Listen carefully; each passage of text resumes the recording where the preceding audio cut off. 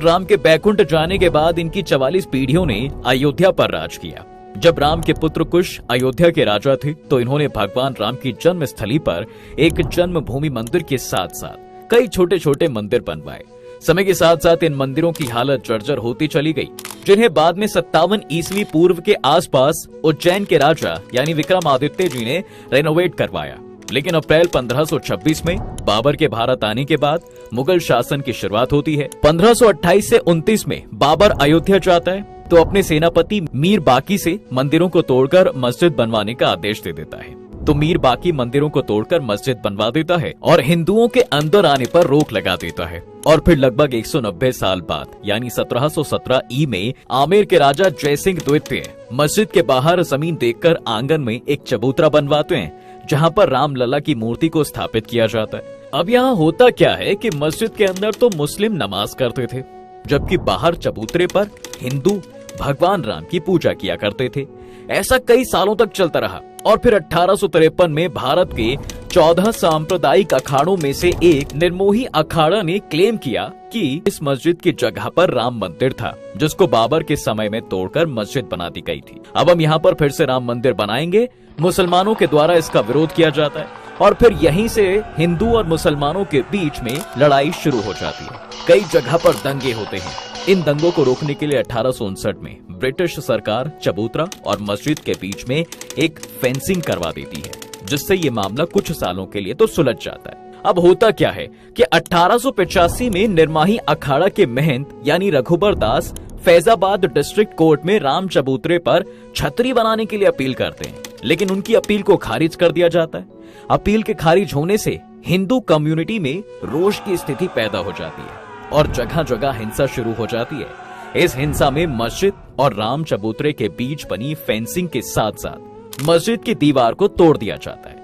British सरकार द्वारा दीवार को फिर से बनवाने के साथ एक रूल बनता है कि मस्जिद को केवल जुम्मे की नमाज के लिए ही खोला जाएगा और फिर भारत देश के आजाद होने तक यही व्यवस्था जो है चलती रही थी। लेकिन आजादी के 2 साल बाद यानी 23 दिसंबर 1949 को सुबह होते ही हिंदू समुदाय द्वारा मस्जिद के अंदर घंटियों और शंखों की आवाज के साथ पूजा की जाती है, जिससे भीड़ एकत्र हो जाती है। हिंदुओं की भीड़ पूजा करने के लिए तो मुसलमानों की भीड़ इसका विरोध करने के लिए एकजुट हो जाती है और फिर से एक बार विद्रोह की सिचुएशन बन जाती है। अब देखिए, इतनी भीड़ में पुलिस भी कुछ नहीं कर सकती थी, तो वहां के डिस्ट्रिक्ट मजिस्ट्रेट के नायर इसकी जानकारी प्राइम मिनिस्टर ऑफिस को दे देते हैं। जब ये मामला दिल्ली पहुंचता है तो इस समय प्रधानमंत्री जवाहरलाल नेहरू थे। नेहरू जी पीएमओ ऑफिस से के नायर को एक आदेश पारित करके कहते हैं कि जबरदस्ती करके किसी चीज को हथियाना गलत है। मूर्ति को तुरंत मस्जिद से निकालकर बाहर किया जाना चाहिए। इसके जवाब में के नायर पीएम को एक लेटर लिखकर कहते हैं कि यहाँ की सिचुएशन को देखते हुए मूर्ति को किसी भी हालत में बाहर नहीं निकाला जा सकता, क्योंकि यहाँ के पुजारियों का मानना है कि बिना पूजा हवन किए मूर्ति को वहां से उठाया तो पाप लगेगा। अब पीएमओ की तरफ से के नायर के पास एक रिप्लाई आता है कि आपको जो आदेश दिया गया है उसका पालन कीजिए और मूर्ति को बाहर निकालिए। तो इस आदेश के जवाब में के नायर पीएमओ को 2 सुझाव लिखकर भेजते हैं। पहला तो ये कि यहाँ पर सिचुएशन आउट ऑफ कंट्रोल है। मस्जिद की सुरक्षा और लोगों की भीड़ को देखते हुए मस्जिद के बाहर एक जालीनुमा गेट लगाना होगा, जिससे मस्जिद को कोई नुकसान नहीं होगा और सभी लोग बाहर से दर्शन कर पाएंगे। और दूसरा ये कि इस मामले को कोर्ट को सौंप देना चाहिए, जिससे कोर्ट का मामला आने तक सब लोग शांत रहेंगे। अब इन सुझावों के साथ ही के नायर ने अपना रिजाइन भी दे दिया।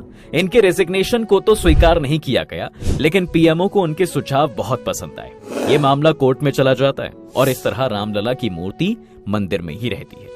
अब भैया, हिंदू पक्ष से तो निर्मोही अखाड़ा और मुस्लिम पक्ष से सुन्नी वक्फ बोर्ड दोनों के द्वारा एक केस फाइल किया जाता है, जिसमें निर्मोही अखाड़ा कहता है कि यहाँ पर शुरुआत से ही राम मंदिर था और अब तो मूर्ति भी निकल आई है, तो इसका पूरा अधिकार हमें दे दिया जाए ताकि हम यहाँ पर राम मंदिर बना सकें। वहीं सुन्नी वक्फ बोर्ड दावा करता है कि यहाँ पर शुरुआत से ही मस्जिद रही है, इसका पूरा कंट्रोल हमें मिलना चाहिए। तकरीबन 20 से 25 साल तक ये दोनों केस कोर्ट में रहते हैं।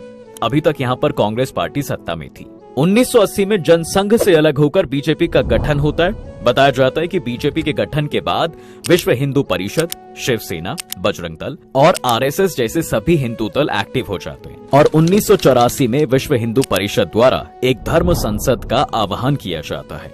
जिसमें बीजेपी के बड़े बड़े नेता लाल कृष्ण आडवाणी, मुरली मनोहर जोशी, ये लोग भी शामिल होते हैं। इस धर्म संसद में विश्व हिंदू परिषद के प्रेसिडेंट अशोक सिंघल ऐलान करते हैं कि भाई राम मंदिर बनेगा और जरूर बनेगा।